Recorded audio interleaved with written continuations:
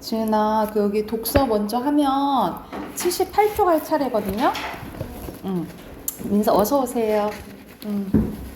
78쪽부터 문제 쭉 푸시면 돼요. 81쪽까지.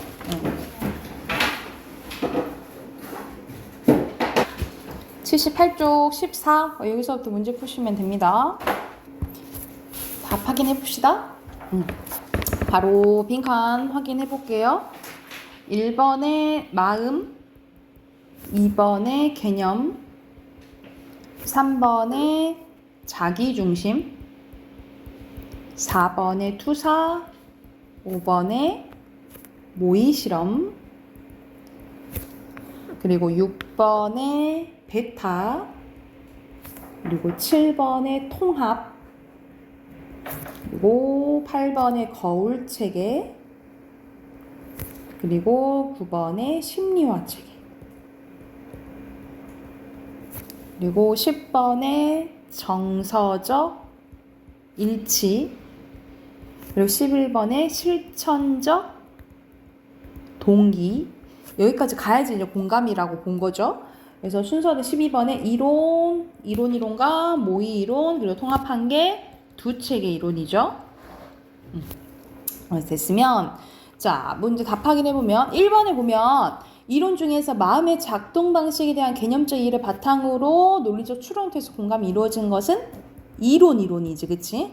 이론에 대한 설명이고, 그리고 공감을 설명하는 모의 이론의 전제 두 가지는 그 모의 이론에 대한 설명이 어디 있냐면 여기서 이 문단의 끝에 있어요. 그래서 전제가 나와 있죠. 동일한 상황에서는 모의 시험을 한 자신의 마음과 타인의 마음이 서로 유사하다. 이게 첫 번째, 그치? 두 번째가 타인의 마음보다 자신의 마음에 접근하기가 더 쉽다. 그래서 이 두 가지 쓰시면 되겠죠. 이 전제 두 가지가 이 문단 끝에 나와 있다라고 보시면 되고, 이 두 가지 쓰시면 돼요. 그리고 3번은 어휘 문제인데 문맥적으로 알맞지 않은 거예요. 여기서 답은 2번인데 투사는 어떤 것에 이제 넣는 거잖아요. 그치? 근데 여기서 잘못된 책임을 넘겨 씌우다. 이런 거는 뭐 한자로 하면 전가하다. 이게 맞겠죠. 그쵸? 그래서 알맞지 않은 거 2번이고, 두 번째 것도 이어서 한번 봐보자. 두 번째 건 금리에 대해서 나오는 건데 1번 빈칸의 이자율. 이거는 여러분 이제 실생활에서 많이 알고 있어야겠지. 왜냐면 이제 여러분 이제 돈 벌게 되면은 저금하고 이제 좀 투자하기는 조금 그러긴 하지만은 이제 돈 관리를 하면 이거에 대해서 개념에 대해서 알고 있어야겠죠. 그리고 2번 빈칸 물가 상승률, 그리고 3번이 명목금리, 4번이 실질금리, 5번이 이자 수익률,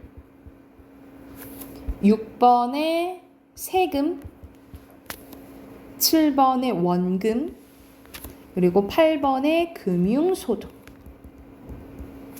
그래서 이자를 받더라도 소득세와 주민세는 따로 내야 된다는 거지, 그치? 그리고 제외하고 받는 거예요. 그리고 9번에 소비, 그리고 10번에 금리. 그러니까 그래서 우리가 이자율 5%면 예를 들어서 50만 원, 이자율이 50만 원인데 왜 덜 들어오지? 이렇게 생각하면 다 이제 이 소득세와 주민세를 뺀다라고 생각하시면 되겠죠. 빼고 받는 거예요. 자, 4번에부터 보면 알맞지 않은 것은 2번인데 여기서 실질금리는 우리가 이 문단 가볼까? 이 문단에 실질금리에 대한 개념 나오는데 실질금리는 물가상승률을 감안한 금리로 명목금리에서 물가상승률을 뺀 거잖아요. 그치? 그래서 여기서는 물가상승률을 어디서 빼야 돼? 명목금리에서 빼야겠죠. 그래서 이 부분이 틀렸지. 명목금리를 고쳐야겠죠. 그쵸? 그리고 5번이 되구나. 5번에 적절하지 않은 것은 여기서는 여러분의 기본적인 예금이랑 적금에 대해서 알고 있으면은 알 수 있는데, 적금은 뭐 하는 거야? 목돈은 만들려고 하는 거고, 예금은 목돈을 굴릴 때 하는 거여서 이거 바뀌었죠. 그래서 5번이에요. 그리고 6번에 봤을 때 380만 원 이제 모아야 되는 거야. 근데 용돈이 15만에서 5만 원이고 10만 원은 이제 저금할 수 있잖아요. 그쵸? 그럼 우리 10만 원을 예를 들어서 3년 모으면 360만 원이잖아. 그치? 근데 여기에서 이자율이 9.25래. 그래서 이제 계산을 해봤을 때 거의 이자가 한 33만 원 나와요. 33만 원 나오는데 거기서 선생님이 뭐 빼야 된다 했어? 소득세도 빼야 되고, 소득세가 14%라 했잖아요. 그쵸? 그리고 주민세도 빼야 되는데, 주민세도 1.4%예요. 그래서 한 5만 원 정도가 빠져요. 그러면 얼마야? 33만 원에서 빼면 5만 원 빠지면 28만 원이잖아. 그러면 다 더하면 38만 뭐 8천 원 정도 되겠죠? 그러면 충분히 입학금 마련할 수 있겠지, 그치? 그래서 가장 적절한 것은 4번이 되겠죠? 그리고 7번이 또 어휘 문제인데 바꿔 쓸 수 없는 것은 여기서는 2번이어서 용이하다는 쓰기 편하다 이런 뜻이야. 그래서 만약 다르다랑 비슷한 게 있다면 상이하다 이런 게 들어가 있죠. 한자로 가면 상이하다 이런 게 들어가 있다고 보시면 됩니다. 알겠을까요? 그래서 뒤에 보면 여러분 15랑 16이 이제 남았거든요. 그래서 이제 내일 거의 이제 끝낼 거예요. 내일 15, 16 이제 끝내고 이제 내일 되면은 아마 이제 문법책도 거의 빨리 하면 끝낼 수 있을 것 같긴 한데 최대한 이제 마무리해서 다음 주부터는 이제 시험 대비 들어가게요. 다음 주부터 시험 대비 들어가게. 자, 문법책 꺼내봅시다. 오늘 할 부분은 되게 간단해요. 어렵지 않아서 210페이지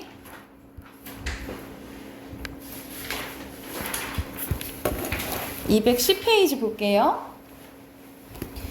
자, 우리 앞에서 한글 맞춤법이랑 표준어 규정 했었어. 그래서 우리가 어문 규정, 우리가 어떻게 의사소통해야 되는지 우리 말에 대해서 정해놓은 게 어문 규정인데 어문 규정에 앞에서 했던 게 한글 맞춤법 그리고 표준어 규정 오늘 할 게 외래어 표기법이랑 로마자 표기법이에요. 근데 사실 말을 이제 하면 외래어 표기법이랑 로마자 표기법은 사실 조금 이제 거의 교육 과정에서 많이 빠져가지고 자주 나오지는 않아요. 그래도 여러분이 실생활에서 많이 알고 있어야 되는 거니까 여기는 실생활에서 많이 알고 있어야 되는 부분이어서 이제 오늘 하고 넘어갈 거야. 왜냐면 예전에는 어문 규정해가지고 이 네 가지가 중등 과정에서 다 다뤘었거든요. 근데 지금은 외래어 표기법, 로마자 표기법이 거의 빠지고 한글 맞춤법이나 이제 표준어 규정 위주로 나와요. 근데 사실 실생활에서 많이 필요한 게 이것들이야. 왜냐면은 우리가 외래어가 엄청 많잖아, 그지? 이 외래어를 어떻게 올바르게 표기하는지 그거에 대한 이제 설명이라 보시면 돼요. 그래서 맨 먼저 외래어 표기법 봐볼게요. 외래어 표기 그래서 옆에 왼쪽에 보면 나와 있지. 외래어 표기법이나 로마자 표기법은 지금까지 수능이 출제된 적은 없어요. 그래서 세부 내용은 가르지 않고 기본 원칙만 어떤 것인지만 보시면 된다라고 보시면 돼요. 그래서 외래어 표기법 제1장 표기 원칙 봐볼게요. 제 1장부터 5장까지 있고요. 그리고 로마자 평균 1, 2항인데 그거에 대한 자세한 내용 바로 봐볼게. 자, 표기 원칙입니다. 제1항 외래어는 국어의 현용 24자모만으로 적어요. 그래서 원래 우리 자음과 모음 합치면 우리는 총 40개잖아. 그치? 자음 19개, 모음 21개에서 40개인데 이 40개를 다 쓰지 않고 24개로만 표기를 한다 이 말이에요. 그게 밑에 14개, 그러니까는 기역부터 히읗까지 써. 그러면은 플러스 5개. 된 소리는 쓴다 안 쓴다? 된 소리는 안 쓴다 이 말이야. 된 소리는 안 쓰고 모음도 아야 오여 오요 우유 위 우리가 이거 사전 표기 그 순서잖아, 그치? 이걸로만 쓴다라고 생각하시면 돼요. 10개 아야 오여 오요 우유 위 이걸로만 쓴다라고 보시면 되고 그리고 두 번째 외래어의 1의문은 원칙적 1기호예요. 그러니까 예를 들어서 쥐가 있으면 쥐는 기역 하나 이런 식으로 써야 된다 이 말이야. 그래서 예를 들어 F를 히읗과 피읍으로 표기하는 것이 아니라 피읍으로만 표기한다라는 거예요. 그래서 우리가 보통 화이팅 많이 쓰잖아, 그치? 근데 우리는 어떻게 정했냐면 F는 피읍으로 쓰기로 정했어요. 그래서 어떻게 써야 돼? 파이팅으로 써야 되고 화일이 아니라 파일로 적어야 돼요. 그래서 올바른 표기는 파일과 파이팅이라고 보시면 됩니다. F는 P예요. F는 P고. 자, 받침입니다. 받침은 뭐라고 외우시면 되냐? 우리가 선생님이 우리말은 가느다라 물방울 7종성이었잖아요. 그치? 그런데 여기서는 가느다라 물방울 쓰고 디귿 대신에 시옷이 쓰인다 라고 보시면 돼요. 시옷이 쓰여요. 우리는 디귿으로 발음되잖아. 그치? 근데 여기서는 쓸 때는 이건 쓸 때예요. 받침은 가느다라 물방울 중에 디귿 빼고 시옷으로 표시한다 라고 보시면 돼요. 그래서 이렇게 피읍으로 쓸 일이 없다 라는 거지. 비읍으로 커피숍 이렇게 써야 되고요. 커피숍이 쇼피 아니야. 커피숍이 이렇게 해야 된다 라는 거지. 그래서 이 기역, 니을, 리을, 미음, 비읍, 숏 이외에는 받침으로는 쓴다 안 쓴다 안 쓴다 라고 기억을 하시면 돼요. 그래서 디귿 안 써요. 그래서 가장 많이 나온 게 우리가 슈퍼마켓 이렇게 쓰면 안 된다는 거지. 슈퍼마켓 숏을 써야 된다 라고 보시면 됩니다. 자, 그리고 111쪽 보면 자, 파열음 표기에는 된 소리를 쓰지 않는 게 원칙이에요. 우리가 파열음 계열은 우리가 파열음 그드브 계열이라고 생각하시면 돼요. 기역, 디귿, 비읍을 파열음이라고 해. 어느 한 곳을 막았다가 탁 터트리는 거. 그러면 키읔, 티읕, 피읍도 파열음. 쌍기역, 쌍디귿, 쌍비읍도 파열음이겠지. 그치? 근데 이것을 표기할 때는 된 소리 쓴다 안 쓴다? 안 쓴다예요. 그리고 유성 파열음, 비읍, 디, 쥐는 예상 소리 비읍, 디귿, 지읒으로 하고 그리고 무성 파열음, 피, 티, 케이는 거센 소리 피읍, 티읕, 키읔으로 적는다라고 생각을 하시면 됩니다. 그래서 각각 대응된다 이런 식으로 개응된다라고 생각을 하시면 되겠죠. 그리고 마찰음은 시옷과 쌍시옷, 파찰음은 지읒과 쌍지읒, 치읒 표기할 때도 된 소리 써 안 써? 안 써요. 우리가 예를 들어서 여기 서비스 나왔는데 발음은 서비스지만 서비스 이렇게 적어야 된다라는 거지. 된 소리는 전체적으로 안 적는다는 거야. 근데 이미 굳어진 외래어는 관용으로 존중하되 그 범위와 용례로 따로 정합니다. 그래서 라디오 원래 쓸 때는 라디오라고 적어야 돼. 근데 우리 하도 라디오 하니까 라디오로 적어야 된다라는 거지. 이거는 예외적으로 허용해 준다는 거예요. 그래서 라디오, 카메라, 슈퍼마켓, 원래 슈퍼마켓이어야 돼요. 수로 적어야 되는데 슈퍼마켓, 그리고 비타민, 그래서 비타민 이런 식으로 예전부터 이렇게 많이 사용된 것을 인정해준다라는 용례라고 보시면 되고요. 그리고 꼭 알아야 될 이제 외래어 표기법 보면은 무성 파열음은 짧은 모음 다음에 오면은 받침으로 적는다라고 보시면 됩니다. 그래서 get 그리고 로봇, 북 이런 식으로 우리 여기서는 K는 우리가 보통 키읔으로 생각하잖아요. 그치? 근데 안 그러고 받침으로 오면은 이런 식으로 적는다라고 보시면 되겠죠. 기역, 그리고 시옷, 그리고 비읍 이런 식으로 적는다라고 보시면 되고 그리고 무성 파열음이 긴 모음이나 이중 모음을 다음에 오면 을을 붙여서 적는다라고 보시면 돼요. 그래서 테이프, 플루트, 케이크 이렇게 되는 거지. 그래서 예를 들어서 그대로 이거 발음해보면 하게 뭐 이렇게 쓰게 되잖아. 그치? 발음대로 케이크 해서 의가 붙는다 라고 보면 되겠지. 그치? 그리고 이 발음이 있잖아요.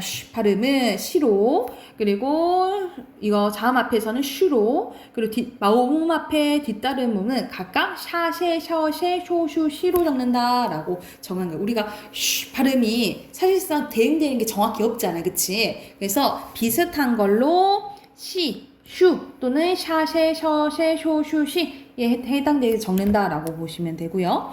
그리고 중모음 가운데 표기할 때 오, 유는 오로 그리고 앞에 있는 걸 아오로 적는다라고 보시죠. 이거는 이제 자연스러운 거니까 굳이 외울 필요는 없어요. 굳이 외울 필요는 자연스럽다라고 보시면 되고 그리고 저는 구별하지 않고 이중 모음이 아니라 단모음 저로 해야 돼요. 그래서 우리가 주스라고 하면 안 되고 조스가 아니라 조스. 우리 비전 있어야 된다라고 하잖아. 근데 비전이고요. 정글이 아니라 정글이에요. 그리고 오 해당되는 거예요. 그래서 컬러, 콘서트. 그래서 약간 우리 실제 영어 발음할 때는 조금 멀긴 하지만 이런 식으로 적어야 된다라고 정하시면 되고 밑에 옆에 있잖아요. 옆에 앞에 있는 게 적절한 거라고 보시면 돼요. 앞에 있는 게, 그래서 여기서 선생님 가장 잘 나오는 거 잘 보면 보면 되면 내레이션이에요. 내레이션 또는 멜론이에요. 우리 보통 멜론, 선생님도 가끔 멜론 이렇게 하는데 멜론이요. 멜론이요. 그리고 메시지가 아니라 메시지예요. 이런 메시지, 메시지. 그리고 바비큐예요. 근데 바비큐를 너무 많이 쓰지, 그치? 바비큐예요, 바비큐. 그리고 이제 요즘에는 뷔페로 많이 쓰니까 뷔페. 이거 메시지랑 똑같이 밑에 여러분 소시지 있죠? 소세지가 아니고 소시지예요, 소시지. 그리고 악센트. 여러분 화장할 때 하니까 아이섀도우 많이 하잖아, 그치? 근데 어떻게 써야 돼? 아이섀도우까지예요. 보통 아이섀도우라고 많이 하잖아요. 근데 아이섀도우까지고 앙세트. 그리고 우리가 앵콜 많이 하잖아. 앙코르예요. 앙코르. 그리고 이거는 많이 봤을 거예요. 액세서리인데 액세서리예요. 액세서리. 그리고 윈도우가 아니라 윈도우고요. 윈도우. 그리고 초콜릿. 이거는 이제 많이 쓰니까, 그치? 초콜릿이시고. 그리고 밑에 보면 케첩. 콘셉트예요. 컨셉 많이 하잖아요. 콘셉트예요. 콘셉트. 이 정도 이제 알아두시면 됩니다. 그래서 여기까지가 외래어 표기법이고 뒤로 넘기면 로마자 표기법 나와요. 이 로마자 표기법은 우리말을 이제 영어로 표현할 때잖아요, 그치? 그래서 보통 많이 쓸 때 올바르게 해야 되는 게 여권에서 여러분 이름 쓸 때, 그치? 여권에 많이 쓰는데 표기 원칙 봐볼게. 국어의 로마자 표기법은 국어의 표준 발음법에 따라서 원칙으로 쓰는데, 그래서 글자 그대로 쓰는 게 아니라 발음 나는 대로 있죠.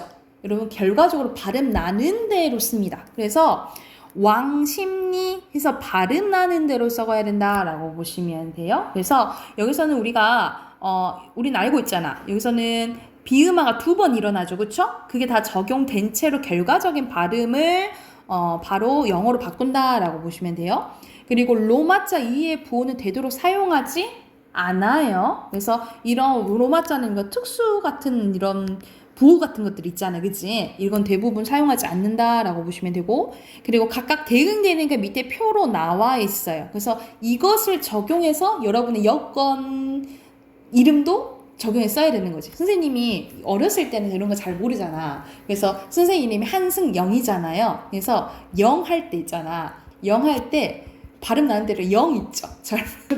영 이렇게 썼었거든요. 영 썼는데 봐봐. 영 할 때 찾아보면 어떻게 써야 돼? 이렇게 써야겠지, 그치? 그리고 받침은 이응이잖아요. 그래서 영 이렇게 써야 되는 거지. 이렇게 써서는 안 되고 이렇게 써야 된다라고 보시면 되겠죠. 그래서 이렇게 맞게끔 우리가 로마자 표기법이 정해져 있잖아. 여기에 맞게끔 써야 된다라고 보시면 되겠죠. 여기서도 이제 이 종목 많이 나오는데 우리가 얘기할 때 얘기했을 때는 아니 또 잘못 썼다, 그치?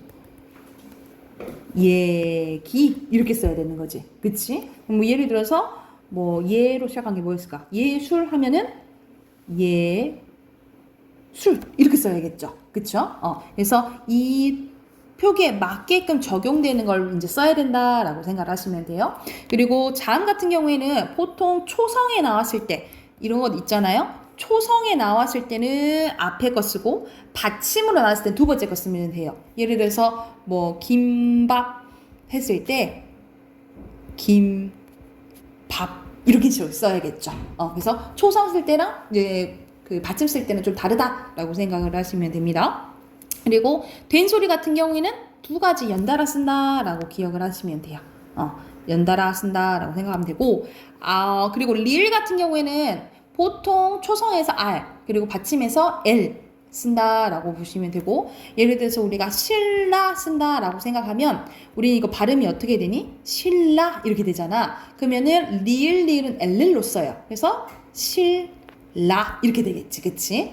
이런 식으로 우리가 의문의 변동이 적용되고 그것을 이제 바뀌게 쓴다라고 생각하시면 돼요. 그래서 옆에 또 이어서 한번 봐볼게. 표기상의 유의점 봐볼게요. 의문 변화가 일어날 때는 변화의 결과에 따라 다음 각호와 같이 적는다라고 보시면 되겠죠. 그래서 이런 식으로 동화가 일어나고 적용되고 이제 쓴다라고 보시면 되겠죠. 종로 발음 나는 대로 써야 된다. 신라 나왔지? 이런 식으로 보고 니은 리을이 덧나는 경우도 마찬가지고요. 국외음화도 같이 이렇게 발음 나는 대로 쓴다라고 생각하시면 됩니다. 근데 발음상 혼동의 우려가 있을 때는 음절 사이에 붙임표 쓰면 돼요. 그래서 우리가 이거 준강 이런 식으로 할 수 있잖아요. 그치? 근데 중앙이구나 이렇게 보면 되겠죠. 그러니까 연달아 이게 연달아 있으면 이게 준강인가? 이렇게 할 수 있잖아요. 그치? 근데 중앙 그래서 나눠야지 중앙 이렇게 발음이 되니까 그리고 고유명사 우리 고유명사는 유래 하나 있는 걸 고유명사라고 하지? 그 고유명사를 표기할 때는 첫 글자를 대문자로 적어요. 그리고 인명, 사람 이름은 성과 이름의 순서로 띄어 쓰는데 이름은 붙여 쓰는 걸 원칙으로 하되 음절 사이에 붙임표, 그러니까 발음하기 조금 애매할 때는 붙임표 쓰는 것을 허용해준다 라고 보시면 되고요. 그리고 도시, 군구, 면, 리, 동 우리 이렇게 행정구역이 엄청 쬐깐하잖아. 그치? 이럴 때는 가는 각각 도시, 군, 구, 면, 리, 동 이런 식으로 적고 그 앞에는 붙임표를 넣는다라고 보시면 됩니다. 그리고 붙임표 앞뒤에 일어난 음 변화 표기에는 반영한다 안 한다? 안 한다라고 보시면 돼요. 그러니까 예를 들어서 된소리가 나는 경우도 있을 거 아니야. 그치? 이런 건 적용 안 하고 각각 구별해서 적는다라고 기억을 해두시면 돼요. 아셨죠? 그래서 뒤에 보면은 해당하는 문제가 네 문제 있거든요. 네 문제 바로 풀어봅시다. 217번부터 220번까지 하고 바로 답 확인해 볼게요.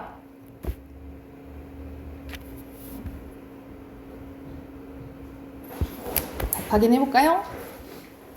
자, 217번 보면은 각각 어떤 조항에 해당되는지 찾는 게 나오죠. 그쵸? 여기 조항에서 이제 선택을 해봐야 되는데, 자, 여기서는 피읍과 쌍비읍에 됐을 때 된 소리는 적지 않는다 그랬잖아요. 그치? 그와 관련된 건 사항이죠. 사항이고. 그리고 여기서는 티읕 받침, 그 중에 뭘 써야 될까? 라고 했을 때, 여기와 해당되는 것은 받침은 이것 중에 하나로 쓴다 했잖아요. 그쵸? 그러면 3항에 관련된 거겠죠. 그쵸? 그리고 F는 새로운 기호 써, 안 써? 만들어. 해당되는 거 이것 중에 하나로 한다 했잖아요. 그치? 그럼 해당되는 거 3번이겠죠. 그쵸? 217번 3번이고 그리고 218번에 어긋나는 거예요. 맞지 않는 거 했을 때 여기서는 너무 이거는 터무니없다. 1번 팀이죠? 팀이고 그리고 219번 보면은 적절하지 않는 건데 1번부터 봐볼까요? 고려라고 했는데 이거는 이렇게 고친 이유는 R이잖아. R과 관련된 것은 니은 아니에요? 그쵸? R 관련된 니은이잖아. 기억은 상관없지 않아요? 대문자로 쓰는 거. 그쵸? 이건 니은인데? 1번이네요. 알맞지 않는 거 1번이고요. 그리고 220번 보면은 알맞지? 아니 적절한 거 고르는 거네. 적절한 거 고르는 거니까 이거는 얘는 이 아니죠. 그쵸? 그리고 에로 발음하시니까 이예요? 아니죠. 얘로 무조건 얘로 발음해야 되잖아. 그치? 아니고 그리고 태계어는 얘로 발음해야 되면 이 Y로 해야 되겠지. 그치? 이것도 아니고 그리고 의는 발음은 의지만 이로 발음이나 UI로 의는 무조건 UI로 해야 돼요. 그러니까 4번이 맞네. 그죠? 됐습니까? 오늘 간단했지? 뒤로 넘기면 이제 자꾸 하기 싫은 중세국어가 나와요. 중세국어 부분이 나오는데 먼저 한글의 창제 한글의 창제 부분부터 한번 봐볼게요. 한글의 창제는 우리가 이제 계속 했던 부분인데 그 뒷부분에 이제 고전 문법이 나오기는 하는데 오늘이랑 내일 해가지고 이제 여기를 좀 마무리를 좀 할게요. 여기서는 첫 번째 한글 창제는 이와 관련된 겁니다. 우리는 우리 한 번에 발음할 수 있는 단위를 음절이라고 하잖아요. 그래서 이 음절 단위에 대해서 나오는데 음절은 한 번에 발음할 수 있는 단위로 초성, 중성, 종성으로 이루어져 있어요. 그래서 말 그대로 초성 올 수도 있지. 가로 표시하는 것은 올 수도 있고 안 올 수도 있다 이 말이야. 초성, 중성, 종성으로 이루어져 있어요. 그러니까 무조건 중성은 와야 된다라고 보시면 되겠죠. 그래서 예를 들어서 중성에만 있는 것은 아, 초성과 중성이 있는 것은 가, 그리고 초, 중, 종성 다 있는 것은 각, 뭐 이렇게 되겠지, 그치? 그래서 초성은 발음기관, 우리의 발음기관을 본땄고요. 중성은 천지인을 본땄고, 종성은 모든 초성은 종성으로 다시 쓸 수 있다. 이거와 관련된 건데, 그게 이제 정리된 게 제자 원리가 밑에 정리돼 있어요. 그래서 초성은 우리 발음기관에 상영을 했는데 17자를 만들었어요. 그래서 기본자 순서대로 기역, 니은, 미음, 시옷, 이응을 만들어서 기본자는 총 5자예요. 기본자는 5자. 그래서 이거는 무슨 원리라고 이제 써놓으시면 되냐면 상형의 원리에 본따서 상형의 원리. 그래서 혀뿌리가 목금을 막는 모양이 기역이에요. 그래서 어금니 소리 아음. 그리고 혀끝이 윗잇몸에 닿는 모양이 니은. 그래서 혀소리 설음. 그리고 입의 모양을 본딴 게 입술 소리 순음. 그리고 이의 치아의 모양을 본딴 게 시오셔서 치음. 목구멍을 본따서 이응 후음이에요. 그래서 기본자 5자를 만들었고 여기다가 획이 더해지면 가획의 원리잖아요. 그래서 이렇게 합쳐진 게 가획의 원리인데 가획의 원리로 9자를 만들어요. 그래서 순서대로 키읔, 디귿, 티읕, 비읍, 치읓, 지읒, 치읓. 이건 없던 게 보이지, 그치? 이건 여린 히읗이죠? 여린 히읗과 히읗을 만들었다라고 보시면 되고, 근데 획이 더해져도 소리가 세지지 않는 게 3가지 있었잖아. 그게 달리 만들어서 이체의 원리예요. 이체의 원리로 3자를 만들었다라고 보시면 돼.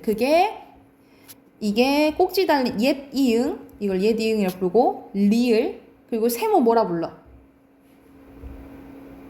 방침. 오케이, 방침. 이 3가지를 만들었다라고 보시면 이렇게 해서 여기까지 해가지고 17자예요. 여기까지 해서 17자고 뒤에는 병서자 나오는데 가로로 나란히 쓰면 병서자예요. 그래서 병서자는 기본자에는 포함되지는 않는데 이건 아마 했을 거야. 똑같은 게 오면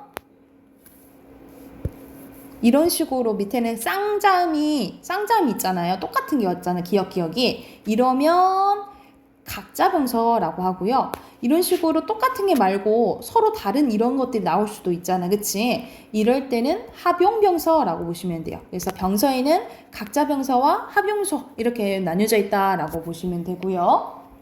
2번째 거 이어서 중성 가볼게. 중성은 이것도 상형의 원리로 하늘, 땅, 사람을 문따서 천지인을 만드는데요. 그래서 여기서 기본자 나와 있죠? 아래아죠? 아래아, 이를 합쳐 3자 기본자. 이것도 상형의 원리예요. 상형의 원리로 기본자 3자를 만들었고요. 그리고 초줄자, 제줄자 묶어봐. 이거는 상형의 원리를 합쳐서 만든 거예요. 그래서 합성의 원리라고 보시면 돼요. 합성의 원리로 8자를 만들어요. 그래서 총 11자를 만들었다라고 보시면 되겠죠. 그래서 초줄자는 아어, 오우, 그리고 이 아어, 오우에다가 아래를 한 번 더 합치면 야여요유가 된다라고 보시면 돼요. 그래서 초줄자와 제줄자는 합성의 원리라고 보시면 됩니다. 그래서 중성을 만드는 원리는 2가지예요. 상형의 원리와 합성의 원리. 이렇게 보시면 되고, 자, 그리고 마지막 종성은 뭐라고 나오냐면 종성부용 초성이라고 해요. 그래서 종성은 초성의 것을 다시 쓴다 이 뜻이라고 생각을 하시면 됩니다. 그리고 맨 밑에 한번 봐보자. 맨 밑에는 이어쓰기와 나란히 쓰기인데 아까 전에 가로로 나란히 쓰는 것을 병서예요. 그래서 말했지. 똑같은 게 오면은 각자병서, 서로 다른 게 오면은 합용명서예요. 근데 세로로 쓰는 경우도 있다라는 거죠. 이런 식으로 미음, 비읍, 피읍, 쌍비읍 밑에 이응이 있잖아요. 그치? 이것을 각각 순경은 미음, 순경은 비읍, 순경은 피읍, 순경은 쌍비읍으로 바뀌어요. 그래서 예를 들어서 우리가 예를 들어서 지금 새우 있잖아요. 먹는 새우. 새우는 예전에는 뭐 새비 이렇게 쓰였다라고도 하거든요. 그래서 이 순경은 비읍은 보통 오우 계열로 이렇게 바뀌었다 이렇게 생각을 하시면 됩니다. 그래서 예전에는 이런 식으로 세로로 쓴 경우 있었는데 그것을 연서라고 해요. 그래서 가로로 나란히 쓰는 것은 병서, 세로로 연달아 쓰는 것은 연서 이렇게 생각하시면 돼요. 병서, 연서 이럴 거예요. 그래서 이게 기본적인 한글 창제 원리였고 뒤로 넘겨봅시다. 뒤로 넘겨보면 220쪽 잠깐 봐볼게요. 220쪽 보면은 아까 방금 선생님 얘기했잖아. 순경은 비읍 변화요. 순경은 비읍은 오우 계열로 많이 바뀌었어요. 그래서 예를 들어서 고바 이렇게 썼는데 고와, 주버, 주어 이런 식으로 오우 계열로 많이 바뀌었고요. 그리고 반침 있죠. 반침 같은 경우에는 거의 탈락됐다라고 생각하시면 되겠죠. 그래서 뭐 나, 지역 이런 식으로 바뀌어졌다라고 보시면 돼요. 그래서 그거에 대한 설명이 옆에 있네. 순경은 비읍은 보통 오우 계열로 바뀌었고 여린이에서는 아예 사라졌고요. 반침은 시옷과 지읒이나 아예 탈락되는 경우 그리고 예디음도 거의 모양만 바뀌어서 거의 사라졌다라고 보시면 되겠죠. 근데 모음을 잘 봐야 돼. 이게 좀 잘 나와요. 여기 모음 아레아 봐보자.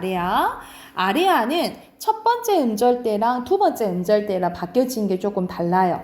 보면 첫 번째 1단계 소실은 두 번째부터 없어졌는데 오히려 아레아가 뭐로 변해? 으로 변한다라는 거지.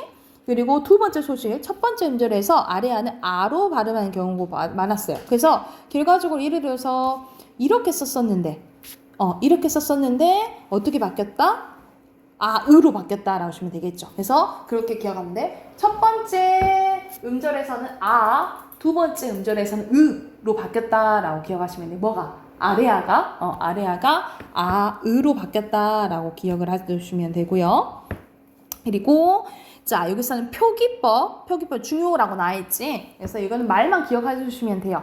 우리가 연철, 분철, 중철이 있는데 연철은 같은 말로 이어적기라고 보시면 되고요. 중철은 거듭적기, 분철은 끊어적기예요. 그래서 먼저 이어적기는 소리 나는 대로 쓰는 거야. 소리 나는 대로. 그래서 봐봐. 사람이 깊은 이런 식으로 소리 나는 대로 적는 것을 이어적기 같은 말로 연철이라고 하는 거예요. 근데 우리가 지금 쓰는 건 끊어적기죠. 끊어적기는 발음은 사람이라고 나더라도 사람 플러스 원래 형태를 밝혀 적는 거잖아. 원래 형태를 밝혀 적는 게 끊어적기 같은 말로 분철이에요. 그런데 예전에는 우리가 중세 때는 이 이어적기를 많이 했어요. 이어적기를 이제 많이 했는데 점점점 시간이 갈수록 끊어적기 하는 경향이 이뤄지는데 그런데 갑자기 변하기 힘들잖아. 그치? 이 과도기 여기 과도기로 써져 있네. 과도기적 표기로 바뀔 때 한 번 더 쓰는 거야. 그러니까 예를 들어서 사람 플러스 인데 사람하고 또 뒤에 미음이 하나 더 붙죠. 그쵸? 그리고 깁 했는데 뒤에 또 피읍이 하나 더 붙죠. 이런 식으로 이어적기도 하는 것처럼 해서 또 끊어적기 하는 것 두 개 다 일어나는 게 거듭적기에서 중철이라 합니다. 그래서 연철, 중철, 분철 같은 말로 이어적기, 거듭적기, 끊어적기 알아두시면 돼요. 아셨죠? 그리고 자, 표기법 더 이어서 보면 팔종성법이에요. 팔종성법. 자, 팔종성법은 우리가 지금은 가느다란 물방울 이것 중에 하나로 바뀐다 그랬잖아. 그치? 근데 그때는 뭐도 추가적으로 수요도 추가적으로 썼다라고 보시면 되겠죠. 그래서 그때는 수요도 받침으로 썼다. 그 발음이 났었다라는 기억 알아두시면 되고요. 그래서 그거에 대한 설명이 밑에 나와 있어요. 디귿과 시옷의 발음이 서로 달랐었다라는 것을 알아두시면 되고요. 그리고 맨 밑에 보면은 자 17세기 말부터 칠종서법이 됐는데 종성에서 디귿과 시옷이 발음상 구분되지 않게 되자 오히려 시옷으로 썼어요. 지금은 디귿으로 쓰잖아. 그치? 디귿으로 반대잖아. 그런데 그때 당시 혼동에서 일 때 오히려 디귿이 아니라 시옷을 썼다라는 거 여기 알아두시면 돼요. 그러니까는 중세 때의 칠종서법은 지금 칠종서법이랑 달라. 오히려 디귿이 아니라 뭐로 표시를 했어? 시옷으로 표시를 했다라고 기억을 해두시면 되겠죠. 그리고 뒤로 더 넘겨보면은 222쪽 가볼게요. 그래서 결과적으로 현대국어는 디귿과 시옷 중에 지금 뭘 정한 거야? 디귿으로 정했다. 지금은 디귿으로 정했다라고 기억을 해두시면 되겠죠. 자, 그리고 방점 표기입니다. 우리가 이 나란말 싸움의 둥국에 달아 그거 했을 때 앞에 점이 붙어 있었던 것들이 있었잖아요. 그쵸? 그게 이제 방점인데 점을 붙여서 뭐를 표시하는 거냐면 음의 높낮이를 표시를 한 거예요. 그래서 우리 보면은 사투리 중에 우리도 그렇고 경상도도 그렇고 이 억양이 있잖아요. 그쵸? 특히 또 중국에서는 그 성조가 엄청 강하잖아요. 똑같은 발음인데 예를 들어 말하면은 마 이런 식으로 막 다르잖아. 그거를 이제 예전에 표시했었다라는 거예요. 그래서 만약 점이 없어요, 그러면 낮은 소리야. 점이 없으면 평성으로 낮은 소리고요. 그리고 점이 하나 있으면 높은 소리, 거성이에요. 그래서 똑같은 예를 들어서 그냥 나 있으면 나 이렇게 하는 거고, 점이 이렇게 있으면 나 이렇게 되는 거지, 그치? 그리고 상성은 낮았다가 높아지는 소리야. 그래서 점이 2개 있어요. 그래서 만약 점이 이렇게 2개 있다 그러면 나 이렇게 해야 되는 거지. 낮았다가 높아지는 거야. 그리고 입성이 있는데 입성은 조금 알아둬야 될 게 옆에 왼쪽 봐보자. 받침이 소리의 높낮이 받침 없이 받침이 기역, 디귿, 비읍, 시옷이 나오잖아요. 그럼 빨리 끝나야 되는 거야. 그러니까 예를 들어서 우리가 길게 발음한 경우 있잖아. 이렇게 길게 발음한 게 아니고 받침에 기역, 디귿, 비읍, 시옷이 오면 빨리 끝내야 되는 거지. 입, 깃 이런 식으로 발음이 짧게 끝나야 된다는 거예요. 이걸 입성이라고 해요. 입성. 그래서 짧고 빨리 끝나는 소리라고 생각하시면 됩니다. 그래서 평성은 점 없는 거, 낮은 소리. 점이 하나 있으면 거성에서 높은 소리. 높은 소리. 그리고 상성은 점 2개여서 낮았다가 높아지는 소리. 입성은 받침 뭐였을 때? 기역, 디귿, 비읍, 시옷이었을 때, 쉬었을 때 빨리 끝나는 소리라고 생각을 하시면 돼요. 네, 됐을까요? 그래서 뒤에 보면 이제 또 높임, 선어말 어미와 관련된 게 문제가 나오는데 우선은 제자 뒤에 문제가 좀 너무 많거든요. 한 번에 풀기에는. 그래서 문제 먼저 풀게. 227쪽 있죠. 227쪽부터 한 장 풀자. 228쪽까지 먼저 문제 풀고 답 확인해보게. 네 문제 바로 먼저 풀어보게요.